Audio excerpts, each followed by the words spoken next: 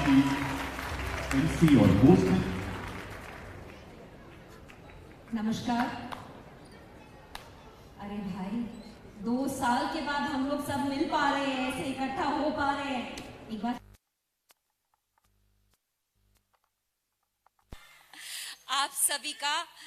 आप सभी का बहुत बहुत स्वागत है। आप सबके लिए बहुत बहुत तालियां। कितना अच्छा लगता है ना ऐसे सब एक जगह जमा होकर जब मिलते हैं। इसको कितना मिस किया हमने। आप सभी का बहुत बहुत स्वागत है। बाबा साहब का जीवन हम सभी के लिए एक प्रेरणा है। बाबा साहब का सपना था एक ऐसा समाज जहां सबको बराबरी का हक मिले। दिल्ली सरकार ने अच्छे स्कूल और अस्पताल बनाकर, मुफ्त बिजली और पानी देकर अपने हर काम से बाबा साहब के सपनों को पूरा करने की पूरी कोशिश की है।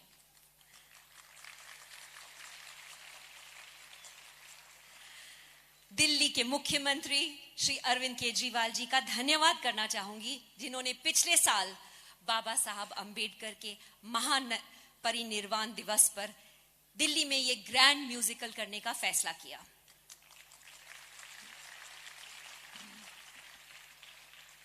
कोविड के चलते हमें इस प्रोग्राम को पोस्टपोन करना पड़ा, पर आज हमें इस शो को सभी दिल्ली वालों के सामने लाने का मौका फिर से मिला। इस शो से बाबा साहब का संदेश, उनके विचार, उनकी वैल्यूज दिल्ली के हर नागरिक, हर बच्चे बूढ़े के दिल तक पहुंचेंगी।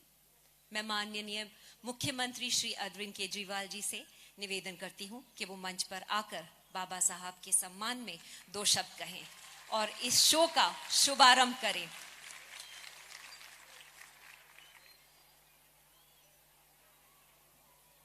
कैसे आप?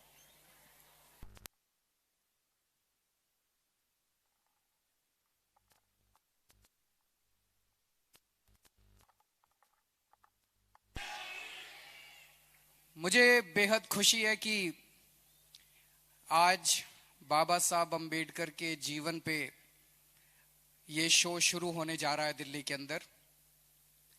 बहुत दिन से हम लोग प्लानिंग कर रहे थे, 1-2 साल से, कि उनके जीवन को जन जन तक कैसे पहुंचाया जाए। हम लोगों ने स्कूलों में भी बाबा साहब अंबेडकर को पढ़ाने के लिए अलग से व्यवस्था की, लेकिन एक आम आदमी तक पहुंचाने के लिए हमने सोचा कि नाटक एक सबसे अच्छा जरिया हो सकता है। बाबा साहब अंबेडकर का जीवन बेहद प्रेरणादायी है। मैं तो अपने आप को उनका भक्त मानता हूं, फैन भी नहीं मानता, मैं अपने आप को उनका भक्त मानता हूं, क्योंकि जितना उनके जीवन को पढ़ते हैं उतना ही यकीन नहीं होता कि ऐसा आदमी कभी पैदा हुआ था।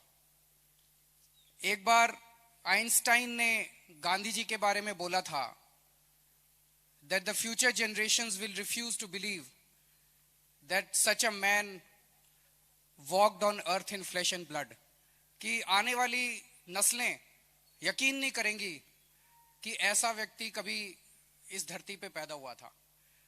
आइंस्टाइन ने ये गांधी जी के बारे में कहा था, लेकिन मुझे लगता है ये बाबा साहब अंबेडकर पे पूरी तरह से फिट होता है।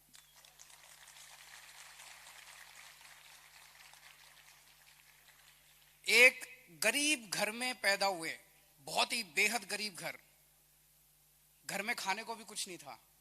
स्कूल जाते थे, उनको क्लास के बाहर बिठा दिया जाता था, छुआछूत इतनी ज्यादा थी।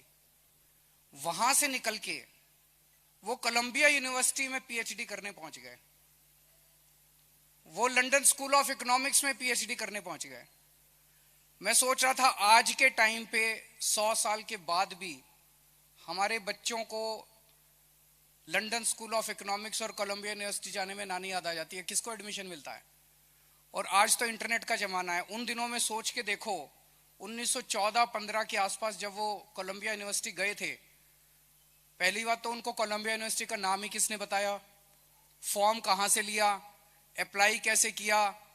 मैं तो ये सोच सोच के दंग रह जाता हूँ कि उस व्यक्ति ने जो अपनी जिंदगी में हासिल किया और फिर आने के बाद जो संघर्ष उन्होंने किया दलितों के लिए, गरीबों के लिए, समाज की बराबरी के लिए, वो बेहद अद्भुत है।